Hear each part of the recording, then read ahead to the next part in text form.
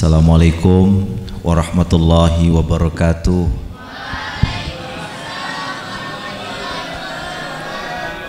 Kaifa ahwalukunna hadhihi al-lailah? Wa kaifa ahwalukum fi hadhihi al-lailah? Nashkurullah subhanahu wa ta'ala, kunna fi layali Ramadan, layali tuftah fiha abwabul barakah wa tuftah fiha abwabus salamah wa tuftah fiha abwabun najah. Wa fi awalil marrah wa fil bidayah uhayyukum bi tahiyyatil islam, tahiyyatin min indillah, wa arju bi hadhihi tahiyyah wa antum ma'as salamah wan najah wal falah. Amin ya rabbal alamin. Sehat semua? Masih semangat? Saya tadi bilang sama Umi, anak-anak Umi yang perempuan sudah kayak ibu-ibu semua saya lihat. Ya, yang laki-laki sudah kayak bapak-bapak semua tuh. Ya. Ya. Kalau bahasa Arabnya itu adalah rijal. Apa? Rijal. Kalau perempuan itu adalah an-nisa. Apa? An-nisa. Karena di dalam bahasa Arab perempuan itu kan ada 3 bahasa Arabnya. Yang pertama mar'ah, yang kedua unsa, yang ketiga adalah an-nisa. Ya tak? Coba ulang. Mar'ah, terus unsa, terus an-nisa. Yang laki-laki zakarun wa rajulun. Ya toh? Di saat Quran mengatakan laki-laki itu zakar, maka yang dimaksud adalah jenis kelaminnya. Kalau perempuan disebut dengan unsa. Apa? Unsa. Sehingga dalam Quran walaysa zakaru kal unsa, laki-laki tidak sama dengan perempuan dalam konteks gender. Tetapi tatkala Quran tidak bicara tentang jenis kelamin, laki-laki disebut dengan rijal. Apa? Rijal. Ar-rijalu qawwamuna 'alan nisa. Nah, perempuan kalau statusnya seorang istri disebut dengan imra'ah. Apa? Imra'ah. Wa imra'atan nuhin wa imra'atan lutin di dalam Quran, ya kan? Daraballahu masalan imra'ata nuhin wa imra'ata lutin kanata tahta abdaini min ibadina salihaini. Jadi kalau ngomong dengan anak pondok itu nyambung, enaknya begitu. Ya, apapun yang kita bilang kan nyambung itu. Kalau di masyarakat kan bengong aja, ngucap sendiri. Saya kalau ceramah di depan masyarakat ya yang lucu-lucu aja lah. Ya, tapi kalau depan santri, apalagi santri kelas 6, ini hebat-hebat semua. Ya, wajahnya wajah orang sukses semua ini. Tapi saya lihat agak kurus-kurusan ini, habis ujian. Jasnya supaya pada muat untuk wisuda. Oh ya, jasnya biar pada muat untuk wisuda. Ya, oke.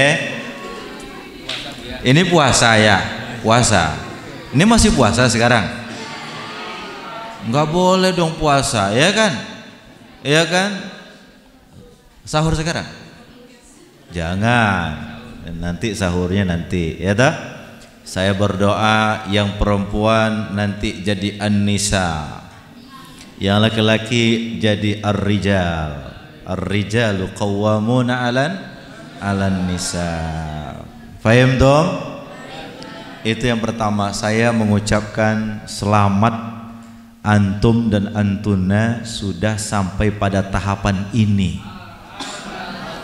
Ini tahapan yang tidak semua orang bisa melewatinya. Betul? Al-mutasaqituna fi sabilil haqq. Banyak orang yang berguguran di jalan ini. Benar ya? Tapi alhamdulillah antum, antuna bisa bertahan. Ini sebuah kesuksesan luar biasa. Alhamdulillah. Quran tatkala bicara sukses sikapnya 3.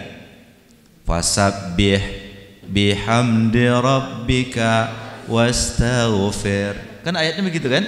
Idza jaa nasrullah wa ra'aitan nasa yadkhulu dinillahi afwaja. Sikap kita 3 tuh.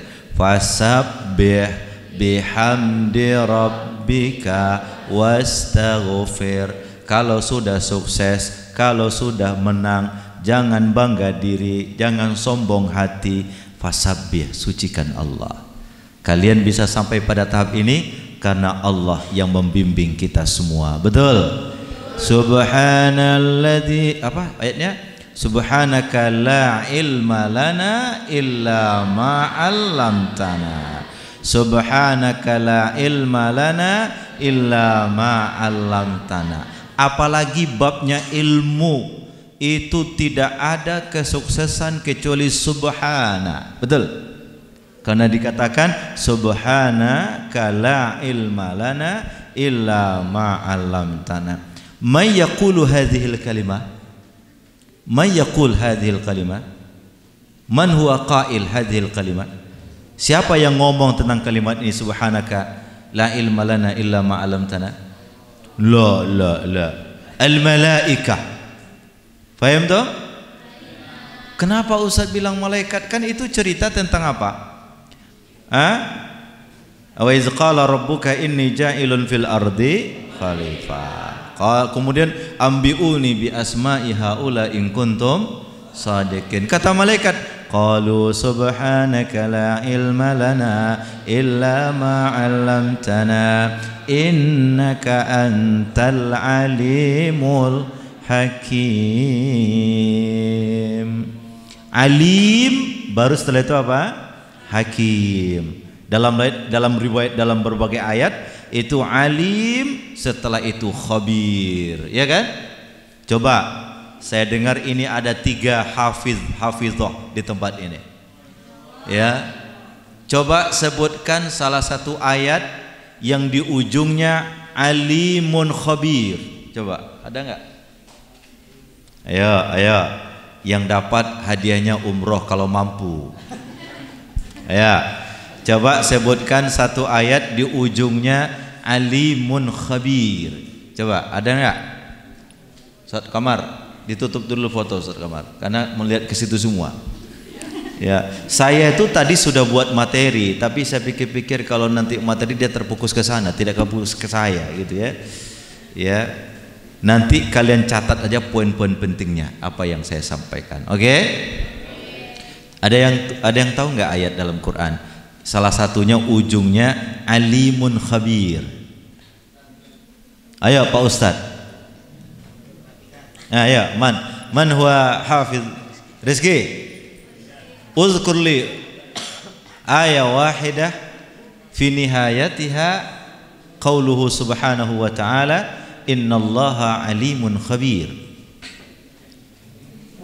Ya. Wajadna hadhil ayah fi surati Luqman. Ya, fi surati Luqman fil ayah 34. Apa ayatnya? Innallaha indahu ilmus sa'ah. Ya, wa yunazzilul ghaits wa ya'lamu ma fil arham, ya kan? Wa ma tadri nafsum madza taksibu ghada. Terus wa ma tadri nafsum bi ayyi ardin tamut. Ayatnya terakhirnya apa? Innallaha alimun khabir.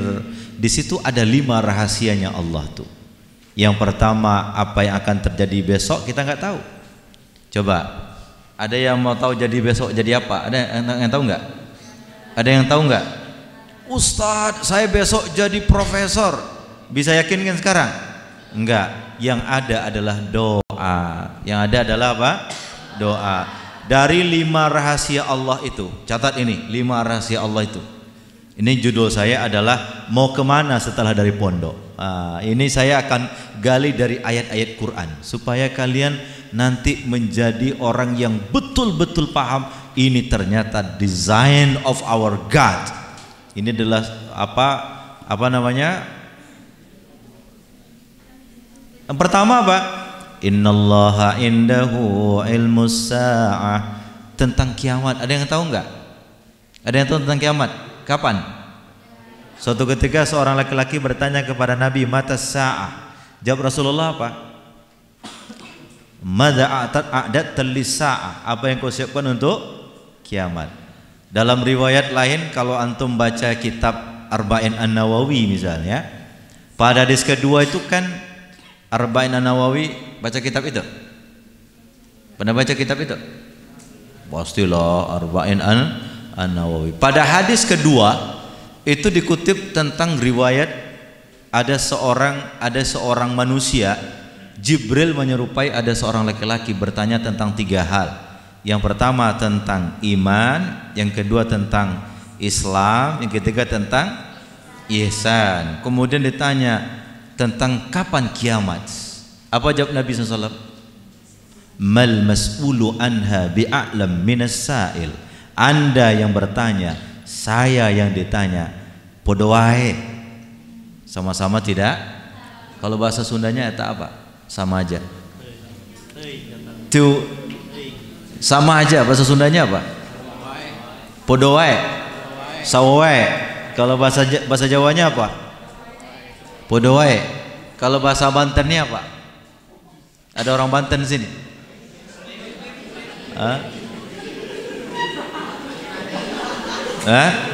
Kalau bahasa Padangnya apa?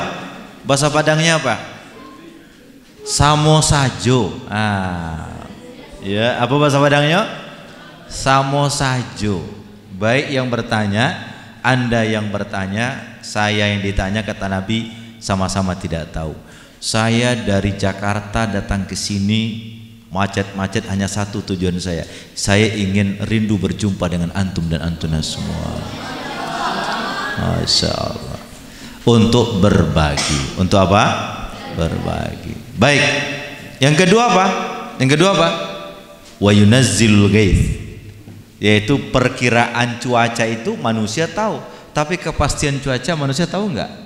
Enggak. Yang ketiga apa? Wa ma tadri nafsun madza taksibu ghada. Kita mau jobnya apa, mau kerjanya apa, besok kita tidak tahu. Saya anak seorang buruh di kampung. Bapak saya hanya seorang pedagang kecil. Ya, saya sekolah tidak membayangkan kalau saya sampai doktor. Tidak pernah saya membayangkan. Saya tidak pernah bayangkan kalau saya akan kerja di Kementerian Agama Pusat saya. Saya nggak pernah bayangkan siapa saya. Anak kampung. Tapi apa? Wa ma tadri nafsun madza taksibu gada. Dari sekian banyak anakku sekarang yang hadir di tempat ini, siapa tahu nanti ada yang jadi gubernur, ya, ada yang jadi bupati, ada yang jadi wali kota, ada yang jadi presiden, ada yang jadi jenderal, ada yang jadi punya angkot. Tapi juragannya ini angkot Cilebut Bogor ini punyanya anak Nurul Ilmi ini Ustaz. Ya. Berapa biji angkotnya? 50 biji angkotnya. Masya Allah. Jadi juragan. Jadi apa? Jadi juragan. Nanti perempuan mungkin ada yang jadi dokter, ada yang jadi ibu wali kota, ada yang jadi ustazah.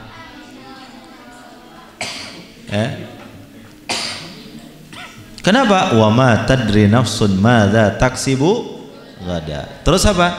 Wa ma tadri nafsun bi ayyi ardin tamut. Kita enggak tahu di bumi mana kita mati. Ujung ayat itu adalah innallaha alimun khabir. Sesungguhnya Allah alim khabir. Mal farqu bainal ilmi wal khibrah. Ada yang tahu? Mal farqu bainal ilmi wal khibrah? Al ilmu awalan atau khibrah awalan? Ya? Ilmu melahirkan pengalaman atau pengalaman melahirkan ilmu? Ya. Ilmu melahirkan pengalaman atau pengalaman melahirkan ilmu? Mana yang lebih dahsyat? Pengalaman yang dilahirkan oleh ilmu atau ilmu yang dilahirkan oleh pengalaman?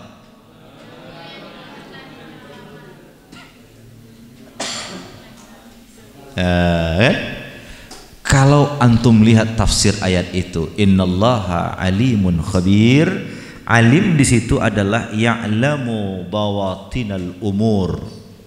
Allah itu mengetahui rahasia-rahasia di balik segala perkara. Itu alim. Ya Pak? Alim.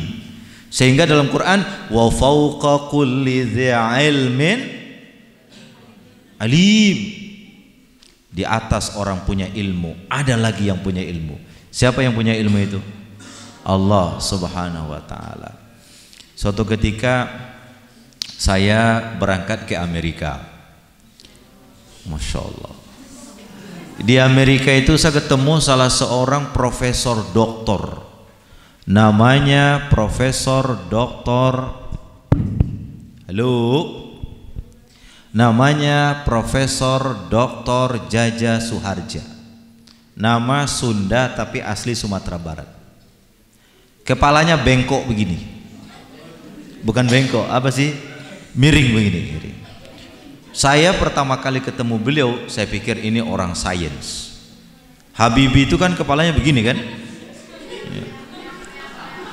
Ya kan, Habibie kan begitu kan? Ya enggak? Ya kan? Habibie kepalanya begini kan? Indonesia. Wah, Bibi kan begitu kan? Indonesia. Oke. Nah, dia bilang apa? Dia bilang apa? Saya ketemu beliau di Chicago di Amerika. Ya. Chicago itu dari, tahu Chicago di mana? Cibinong belok kiri. Cibinong belok kiri. Ya kan? Nah, dia bilang apa? Dia bilang apa? Ustadz, dengan ilmu yang saya punya, saya meneliti tentang mekanik pesawat. Hasil penelitian saya itu dipakai oleh NASA. NASA itu apa sih? Badan Antariksa Penerbangannya Amerika, itu NASA namanya. Artinya, setiap kali Amerika mengeluarkan pesawat, saya mendapatkan royalti dari itu. Berapa kayanya dia. Ilmunya, dengan ilmunya dia melakukan penelitian, hasilnya dipakai NASA. Maka segala pengalaman yang dimulai dengan ilmu akan menghasilkan sesuatu yang baik. Sehingga Allah mengatakan apa? Innallaha alimun khabir. Alim bawatin, rahasia ilmu itu harus digali. Saya kemarin ikut perkuliahan dengan Profesor Quraish Shihab. Dia bilang apa? Kelemahan pelajar di Indonesia itu adalah ansaful muallim, ansaful muta'allim.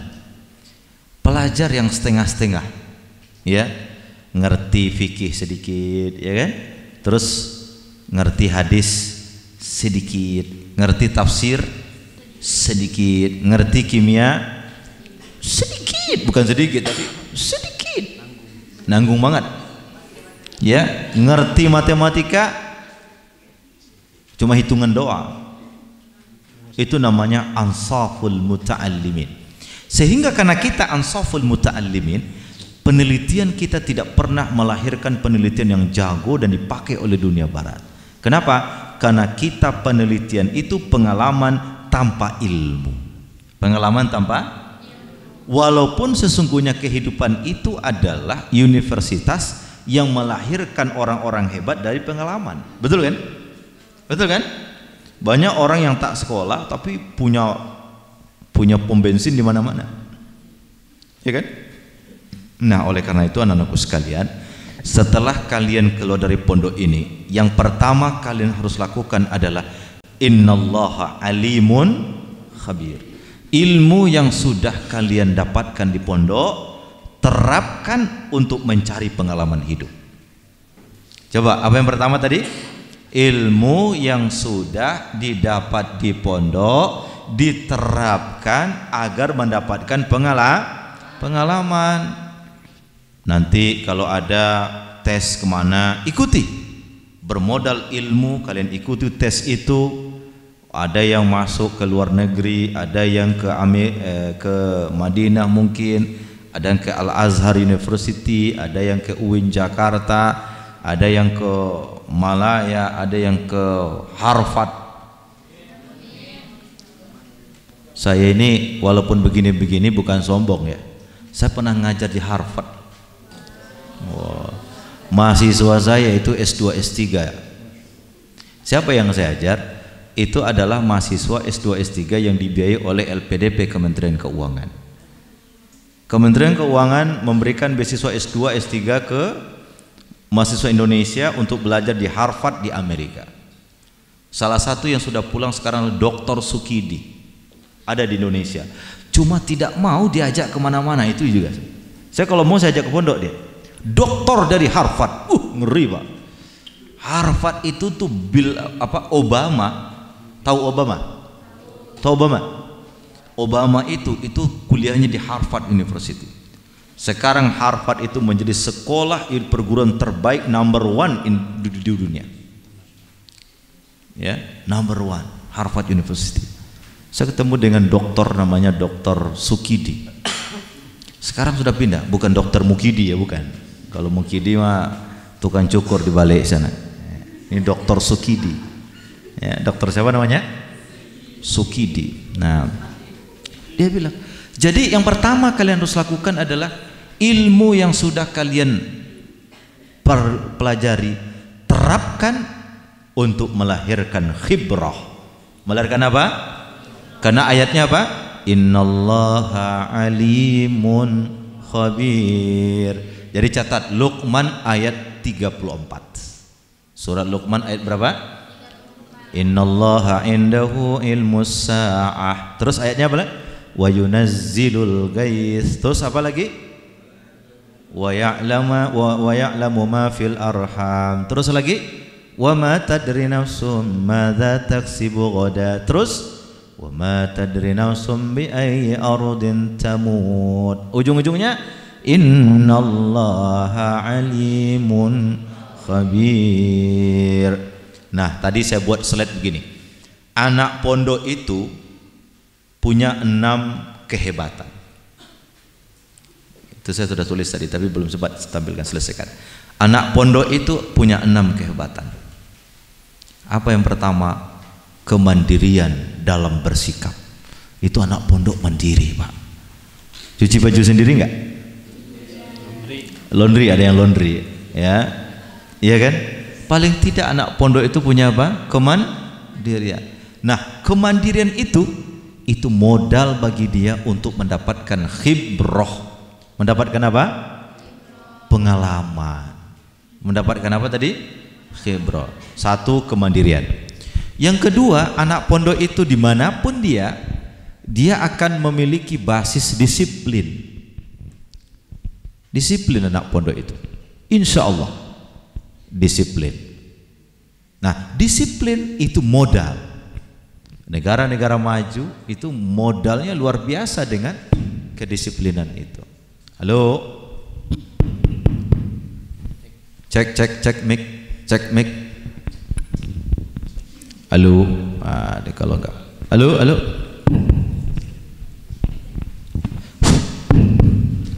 Oke. Halo. Oke. Yang ketiga, apa ini? Oh, disuruh berhenti saya. Yang ketiga. Halo, yang ketiga. Yang pertama tadi adalah kemandirian. Yang kedua adalah kedisiplinan. Yang ketiga, anak pondok itu memiliki basis akademik yang kuat. Anak pondok itu mendapatkan apa? Basis akademik yang kuat. Bayangkan kalian belajar fisika, kalian belajar kimia, kalian belajar ilmu hadis. Ada belajar ilmu hadis? Kalian belajar fikih, kalian belajar kitab, kalian belajar akidah. Ya, siapa guru akidah kalian? Guru akidah. Yang ngajarin tafsir siapa kelas 6 kemarin? Safrudin. Ya. Kalian belajar ilmu kalam. Siapa dosennya? Siapa gurunya? Pusing kan? Kalau putri saya masuk ilmu kalam begini semua. Kalau putra masih lah. Ya kalau putri ilmu kalam. Kenapa? Pusing Bu ya. Macam-macam, ini kata Murji'ah, ini kata Mu'tazilah, betul ya? Iya enggak? Wasil bin Atha berdebat dengan gurunya Hasan Al-Basri tentang dosa besar. Kata Hasan Al-Basri dosa besar itu begini, kata Wasil bin Atha begini, sehingga Wasil bin Atha mendirikan Mu'tazilah, betul ya? Kemarin soal ilmu kalam apa? Saya belum lihat tuh gimana jawabannya anak-anak ini. Ya, nggak tahu lah itu apa jawabannya ilmana ini. Kadang-kadang dia tulis, maaf Buya, cukup demikian saja. Assalamualaikum. Ada tuh. Ya maaf Buya, cukup demikian saja. Saya punya mahasiswa satu orang, anak kiai. Dia bilang, afwan Ustadz, cukup sampai di situ kemampuan saya. Ini takdir Tuhan untuk saya. Ada yang nulis begitu. Jadi kalau nanti kalian dapat mata kuliah yang susah, buat begitu. Maaf Pak dosen, cukup demikian yang bisa saya tahu. Ini takdir ya Pak dosen. Ya kan? Itu takdir. Oke, saya nggak tahu nanti apa. Begitu banyaknya pelajaran, kalian sudah punya basic akademik. Basic apa? Sehingga nanti masuk perguruan tinggi, apakah di Madinah atau di Mesir. Kalau di Mesir, kalau Madinah pakai pengalaman. Saya di Mesir waktu S3, itu saya pergi riset di Mesir. Neliti tentang tafsir. Tafsir yang saya teliti di Kairo itu adalah tafsir fi zilalil Quran. Itu Mesir luar biasa. Jadi anak-anak di Kairo itu pintar bukan dalam kelas. Pintar bukan dalam kelas. Anak-anak di Kairo itu kalau dia mau pintar jangan dalam kelas. Karena dalam kelas itu diktat. Tahu diktat? Muqarrar, buku-buku itu. Kalau ingin pintar itu ikut halaqah, ikut halaqah, ikut halaqah, ikut halaqah. Di Kairo tuh menjamur halaqah. Saya ketemu dengan seorang ulama dari NTB, namanya Doktor. Ada NTB sini? Oh, tuan guru. Ya, namanya Buya Doktor Sasaki. As-Sasaki. Dia mengarang hadis. Kitab hadis itu menyaingi Alfiyah Ibnu Malik. 1000 bait tentang hadis. Saya dikasih kitabnya. Saya datang ke pesantren dia, namanya Nurul Madinah, pesantren dia di Lombok. Waktu itu saya memfasilitasi bentrok antara pesantren Darul Sunnah dengan masyarakat. Jadi pesantren Darul Sunnah ini adalah pesantren Salafi Wahabi. Diharamkanlah tahlilan, diharamkanlah apa? Enggak boleh tahlil, enggak boleh maulid, enggak boleh apa? Enggak boleh Isra Mi'raj, enggak boleh yasinan, enggak boleh rajaban, enggak boleh. Semua enggak boleh. Masyarakat NTB itu masyarakat Nahdhiyah, masyarakat ahli sunnah. Diharamkan begitu, dibakar pondoknya sama masyarakat. Dibakar. Sampailah ke Jakarta. Saya datang ke sana dengan staf khusus presiden, namanya Profesor Dr. Ibu Rohani. Datang kita ke sana, kemudian panggil seorang ulama besar di situ, namanya Buya As-Sasaki tadi itu doktor. Itu saya tanya, Ustaz, antum di Kairo ngapain sih? Kok bisa sehebat ini? Dia bilang, Buya, kalau di Kairo itu adalah belajar di kelas, bodoh kita. Karena baca kitab, baca diktat, bukan kitab, diktat. Diktat itu kumpulan-kumpulan tulisan yang ditulis oleh dosen nanti dibaca ke mahasiswa. Itu diktat. Kalau mau pintar, cari halakoh. Ikut halakoh hadis, ikut halakoh mana, ikut halakoh. Itu pintar. Tapi kalau mau goblok bisa juga. Sering-sering aja main dengan onta di piramide sana. Nanti pulang tak mau tak unta itu. Ya kan? Sehingga ada seorang kiai utus anaknya pergi belajar ke Timur Tengah, pulang pakai sorban. Ternyata hobinya bukan ngaji kitab, tapi pakai gitar.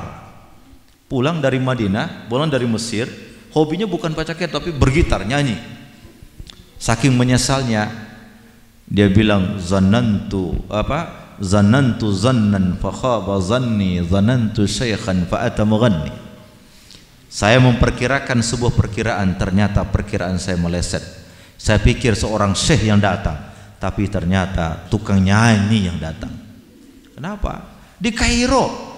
Anda kuliah di mana? Aina ta'allamta? Ta'allamtu fil Azhar bil Qahirah. Aina ta'allamta? Ta'allamtu fil Darul Hadis al Maghribiyah. Aina ta'allamta? Fil Libya. Limadha la ta'lam syai'? Kenapa kamu tidak tahu apa-apa? Ana ma ta'allamtu hunak. Ana al'ab, ana usyahid tilfaz, ana al'ab ma'a ibil. Ya. Saya cuma main onta doang di sana. Iya iyalah, walaupun kuliahnya di Kairo, walaupun kuliahnya di Mesir, walaupun kuliahnya di mana saja, kalau cuma main doang, lebih baiklah tidur di rumahmu sendiri masing-masing. Ya? Kok Ustaz keras-keras? Enggak, bukan keras. Ini tipe saya keluar nih malam ini. Kalau di kelas kan saya jaim kan. Rizky, coba baca. Wah, itu di kelas. Gitu. Saya mah, kenapa termenung-menung? Itu kan sering saya tegur kan. Ya. Shima ya. Saya namanya lupa-lupa terus susah namanya anak-anak ini. Susah namanya anak. Oke. Jadi itu anak-anakku sekalian. Kalian itu dimanapun kuliah, tapi kalau tipologi diri kita yang tidak dirubah, enggak akan jadi. Betul ya? Kalau istilah kami di Minang itu, ke langit pun menjemur. Tahu menjemur ke langit? Jadi kalau ada padi dari gabah itu, supaya kering, kalau di Padang itu dijemur di jalan yang matahari itu, supaya kering itu gabah. Kalau istilah kami di Sumatera Barat, kalau dirimu sendiri yang tidak bagus, ke langit pun kau menjemur, padimu nggak akan kering. Paham maksud saya? Kalau kita sendiri yang tidak berubah, mau kuliah dimanapun, tetap ada akan menjadi orang yang tidak berhasil. Jelas ya? Jadi dengan ilmu modal akademik yang kalian punya, ini direkam tuh lah, ada direkamnya. Nanti dengan ilmu yang kamu punya, yang antum punya, kalian punya, jadikan sebagai basic untuk mendapatkan ilmu-ilmu yang lain. Saya waktu keluar dari MAPK, kepala sekolah saya waktu itu adalah Dr. Ma'mur Tizar. Saya masih ingat dia bilang apa? Ayyuha talabah wa auladi wa banati. Wahai anakku laki-laki perempuan, takharrajtum min hadhil madrasah wa ladaikum miftah. Kamu keluar dari pondok ini punya kunci. Enggak punya lemari, tapi punya apa? Kunci. Hadzal miftah li kulli shay. Ini kunci Inggris, bisa untuk semuanya. Kalau saya kasih kalian lemari, kalian akan terpukus untuk mengisi lemari itu. Tapi kalau saya kasih kalian kunci, dengan kunci ini kalian bisa membuka lemari mana saja. Faham toh? Coba ulang. Faham aja. Coba ulang. Kalau saya kasih kalian lemari, maka kalian fokus dengan lemari itu. Tapi kalau saya kasih kalian kunci, maka kalian bisa membuka lemari mana saja. Paham ya? Makanya di kelas itu kan saya tidak fokus mengajar materi toh. Kalau fokus mengajar materi gimana caranya? Tapi Tapi kita berikan motivasi, kita berikan apa kunci-kunci ilmu segala macam. Tujuannya apa? Karena kalau saya kasih kalian lemari, kalian fokus dengan lemarinya. Tapi kalau kita kasih kalian kunci yang Inggris itu, kalian bisa buka lemari mana saja. Paham toh? Waladikum hadzal yaum wa hadhihi al-lailah miftah. Faftah kulla abwab. Bukalah segala pintu. Paham? Yang penting adalah abwabal barokah. Yang penting pintu-pintu yang membawa kepada keberkahan. Kalau pintu tidak mau berkah, tinggalkan. Saya mau kaya Ustaz. Bagus. Tapi kalau pelihara tuyul, gimana kira-kira? Jangan. Saya mau jadi orang hebat Ustaz. Pintar, bagus. Tapi kalau kehebatan itu melahirkan kesombongan, keangkuhan, tidak berkah. Ya kan? Jelas. Tembok nggak bisa bicara, bangunan tidak bisa bicara, jasad tidak bisa bicara. Yang bicara itu adalah keberkahan. Jelas. Maka yang ketiga yang dimiliki oleh pondok, anak pondok adalah keberkahan. Ya kan? Nanti kalian akan ingat airnya Nurul Ilmi, ya enggak? Kalian akan ingat pisang gorengnya Nurul Ilmi. Pisang goreng, bisa kan? Tahu tenggelam, ya kan? Apalagi makanan favoritnya? Ya, kalian akan ingat itu. Ya. Saya dulu sekolah di Padang Panjang. Padang Panjang itu daerah dingin. Di belakangnya ada apa sih, kolam itu ya, apa itu, bukan dia itu bisa kita mencuci di situ, danau. Kalau ada santri atau kita ini yang melanggar bahasa 3 kali dalam seminggu, itu di musim dingin di kaki Gunung Merapi, antum bisa bayangkan. Padang Panjang itu di sebelah kirinya Gunung Merapi, sebelah kanannya Gunung Singgalang, di tengah-tengahnya kita. Di belakangnya ada danau. Kalau melanggar 3 kali bahasa, itu dibotak, kemudian diceburkan ke danau itu jam 1 malam. Ingat saya itu, ya kan? Ini namanya khibrah. Apa namanya? Khibrah. Jadi anak pesantren itu punya keberkahan. Sudah berapa ya tadi? Pertama apa tadi? Mandiri. Yang kedua? Yang ketiga? Basic akademik. Yang keempat? Keberkahan. Yang kelima, network, jaringan. Ini kan dari berbagai ini kan? Asli mana? Jawa. Asli mana? Bogor. Sunda kan gitu. Asli mana? Banten. Asli mana? Bojong.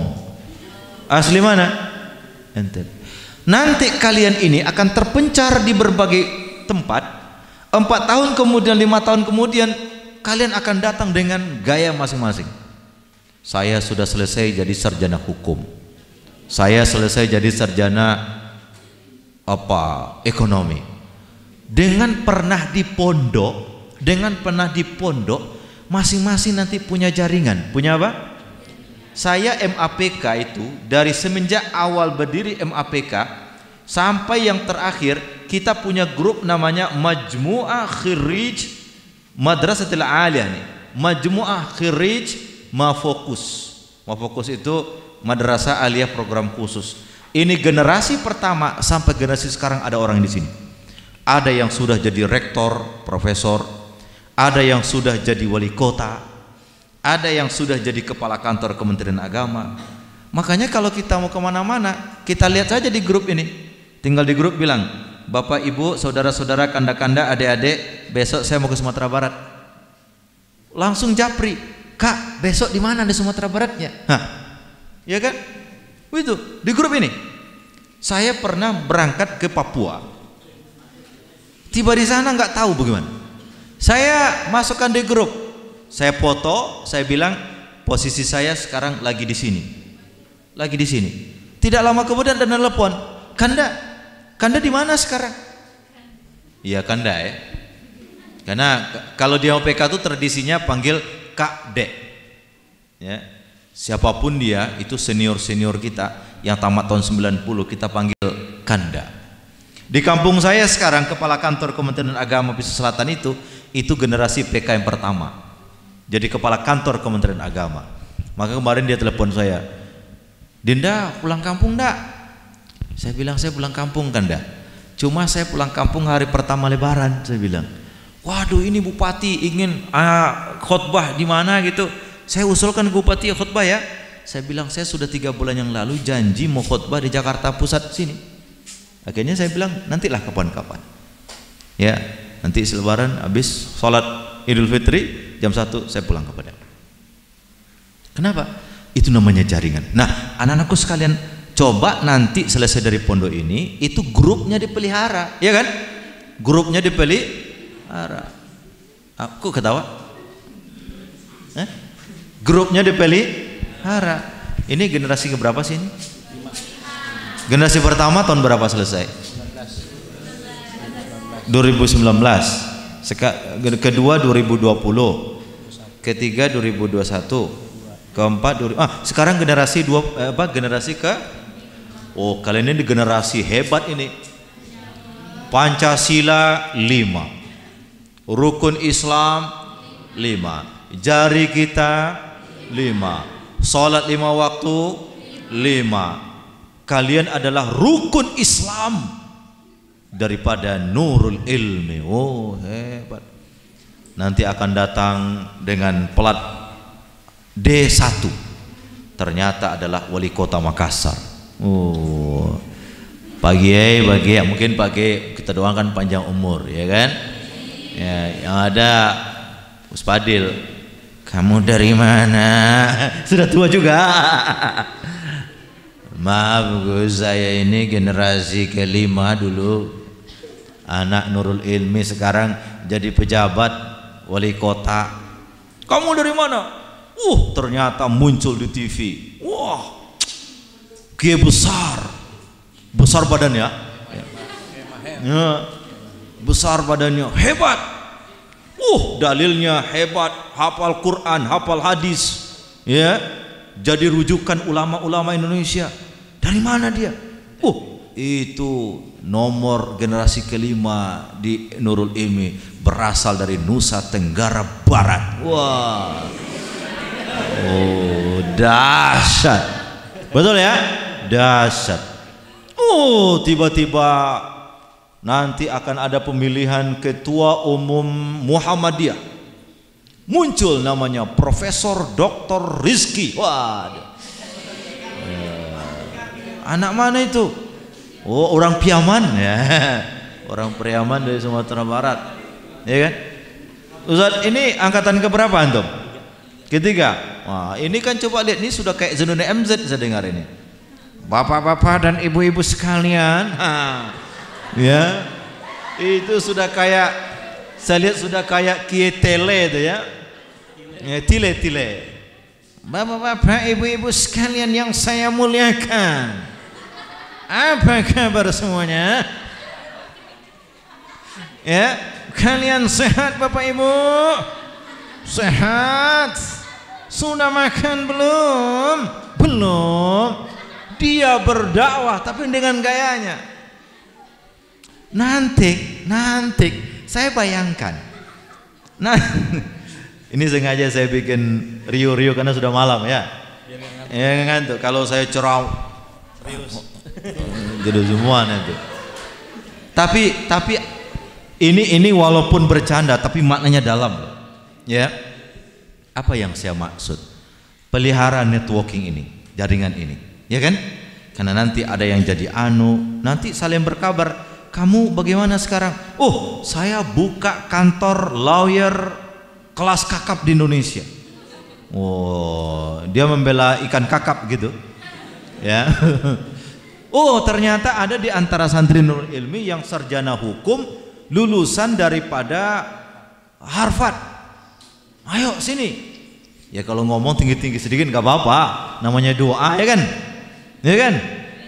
Oh nanti ada sarjana ekonomi lulusan law school Manchester United. Waduh. Saya pernah ke sebuah kampus di California. Namanya itu UCLA. Universitas California of Los Angeles. Itu beberapa dosen profesor Indonesia tamatan di situ. Salah satunya adalah Profesor Dr. Azhar Musra.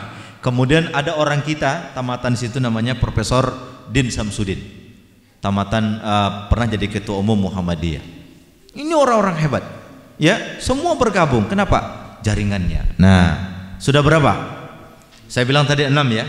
Yang pertama apa? Kemandirian. Yang kedua? Kedisiplinan. Yang ketiga? Sekadar baik. Yang keempat? Yang kelima? Jaringan. Yang terakhir itu adalah silahud doa. Ya, senjata doa. Itu anak pesantren pasti doanya jalan terus. Betul enggak? Selesai sholat, Rabbana atina fid dunya hasanah wa fil akhirati hasanah wa qina adzabannar. Masuk doa, masuk apa? Doa ini jangan diabaikan. Betul ya? Doa ini jangan diabaikan. Sebab kenapa? Doa itu adalah senjatanya kita orang yang beriman. Ad-doa silahul mu'minin. Paham dong? Makanya hidup itu iring dengan doa, ya kan? Keluar rumah baca doa, hasbunallah wa ni'mal wakil, ni'mal maula wa ni'man nasir, la haula wa la quwata illa billahil aliyyil azim. Mau tidur baca doa, bangun tidur baca doa, mau makan baca doa, masuk WC baca doa, belajar. Yang pertama kali yang tidak boleh kalian lupakan adalah selalu membaca Bismillahirrahmanirrahim. Saya mau cerita satu tentang keajaiban Bismillah. Mau dengar?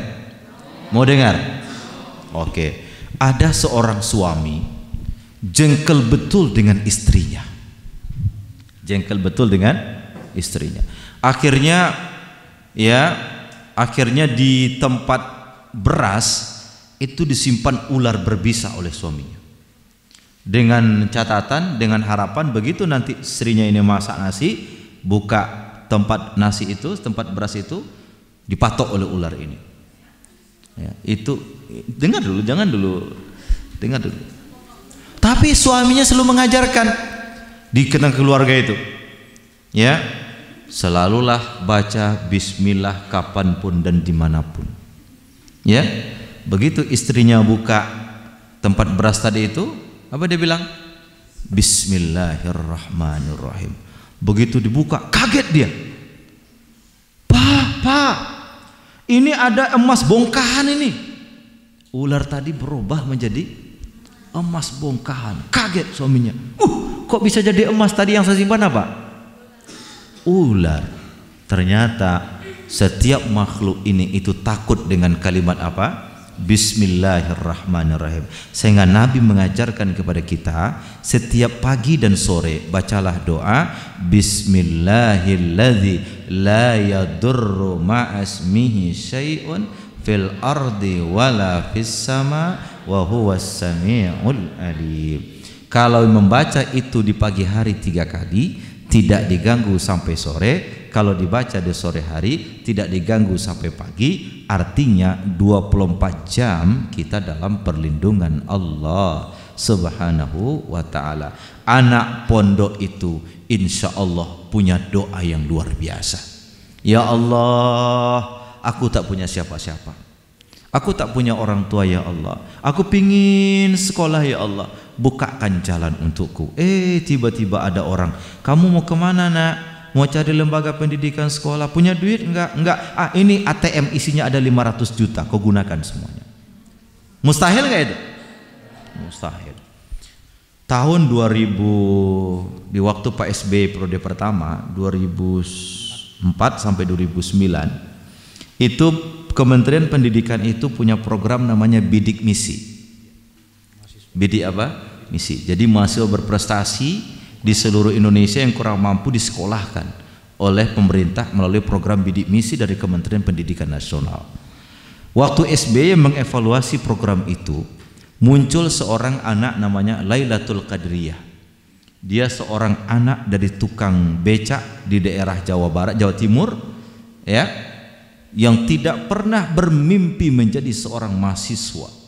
Ternyata dia sekarang adalah menjadi mahasiswi terbaik UGM Fakultas Kedokteran.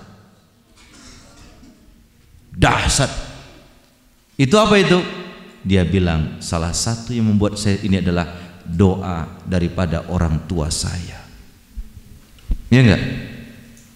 Waktu dia bilang, Pak, ayah, aku mau sekolah, ayah.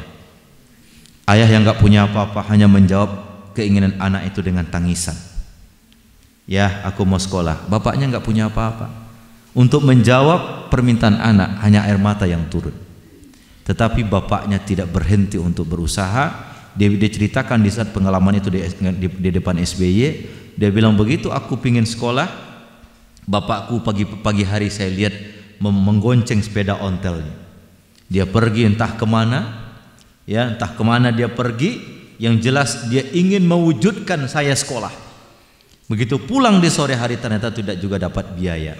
Tapi dia selalu mengatakan, nak, yang saya bisa lakukan untukmu adalah doa dan usaha. Saya pergi di pagi hari pakai ojek ontel ini untuk mencari tempatmu sekolah. Bisa tahu ada jalan untukmu sekolah. Kemudian saya berdoa. Tapi karena memang anaknya punya semangat besar, akhirnya masuklah program bidik misi dari Kementerian Pendidikan Nasional. Sekarang sudah jadi dokter. Dan di saat dia jadi mahasiswa, dia adalah mahasiswi terbaik UGM. Tahu UGM? Universitas Gajah Mada, Fakultas Kedokteran. Itu enggak main-main. Masya Allah. Jadi anak-anakku sekalian, tidak ada yang mustahil bagi siapa? Allah. Idza arada syai'an ay yaqula lahu kun fayakun. Kalau Allah berkehendak, maka jalan itu pasti terbuka. Ya kan? Maka oleh karena itu, janganlah terlalu melihat masa lalu. Masa lalu artinya, oh dulu saya ini enggak siapa-siapa, dari keluarga siapa-siapa, enggak siapa-siapa. Jangan terlalu lihat. Jangan juga terlalu takut masa depan, nanti saya jadi apa ya. Enggak usah. Tapi ikuti langkah itu dan tetaplah langit yang ada di sana. Di situ ada Allah yang sedang mengatur setiap langkah hambanya. Paham toh? Jangan lihat ke atas, ada lampu situ. Maksudnya ingat Allah. Apa? Ingat Allah. Ingat apa? Allah. Ini sudah jam 11 lewat, enggak terasa. Yuk, saya tutup ini dengan istighfar. Ya kan? Kenapa? Istighfar itu membuka segala pintu-pintu kebaikan. Dan saya berdoa, mudah-mudahan anak-anakku sekalian hari ini selalu Allah bukakan pintu-pintu keberkahan untuknya. Kebaikan untuk diri kalian semua, kebaikan untuk keluarga kalian, dan juga kebaikan untuk alma mater Pondok Pesantren Nurul Ilmi ini. Insya Allah. Astaghfirullah Rabbal baraya. Yang serius, tinggalkan semua ininya, apa pulpennya. Astaghfirullah Rabbal baraya. Astaghfirullah minal khataya. Sama-sama. Astaghfirullah Rabbal baraya. Ya Allah, astaghfirullah minal khataya. Ya Allah, astaghfirullah Rabbal astaghfirullah minal khataya. Rabbana ighfir lana ولوالدينا ربنا ولوالدينا ربنا اغفر لنا ولوالدينا ربنا اغفر لنا waliwalidina. Sekali lagi, astaghfir Rabbal baraya, astaghfirullah minal khataya. Rekam. Astaghfirullah Rabbal baraya, astaghfirullah minal khataya. Rabbana ighfir lana wali ustadzina, Rabbana ighfir lana wali ustadzina, Rabbana ighfir lana wali ustadzatina, Rabbana ighfir lana wali ustadzatina. Astaghfirullah Rabbal baraya. Serius, astaghfirullah minal khataya. Ya Allah, astaghfirullah Rabbal, astaghfirullah minal khataya. Sekarang buat saudara kita, Rabbana ighfir lana wa li ikhwanina, Rabbana ighfir lana li akhawatina, Rabbana ighfir lana wa li ikhwanina. Ya Allah, Rabbana ighfir lana li akhawatina. Kita tutup sekali lagi, astaghfirullah. Ya Allah, astaghfirullah. Ya Allah, minal khataya. Ya Allah, astaghfirullah Rabbal, astaghfirullah minal khataya. Mudah-mudahan di malam yang berkah ini, di tempat yang berkah ini, mudah-mudahan kita semua diberkahi oleh Allah Subhanahu wa taala. Doa saya dari hati yang paling dalam, mudah-mudahan kalian jadi orang sukses dunia akhirat. Ya, gunakan ilmu dengan sebaik-baiknya. Jangan lupakan pondok. Ingat orang tua. Orang tua itu bukan hanya yang melahirkan kita, tapi orang yang mengajarkan kita, ayah ibu kita, pak kiai bu nyai kita, semua ingat. Dan ingat teman-teman seperjuangan. Siap insyaallah, teman yang sekamar, yang sepermater, sepermainan, semua ingat. Mudah-mudahan dengan itu hidup kita yang sesaat ini, hidup ini sebentar saja, betul ya? Hidup ini sebentar, pendek. Al hayatu qasirah, hidup ini pendek. Maka oleh karena itu, anakku sekalian, kalian harus berjuang dengan pikiran kalian, dengan hati kalian, dengan semangat kalian, dan saling mendoakan satu dengan yang lain. Siap insyaallah? Musta'idun insyaallah? Musta'idat insyaallah? Insyaallah. Terima kasih. Assalamualaikum warahmatullahi wabarakatuh.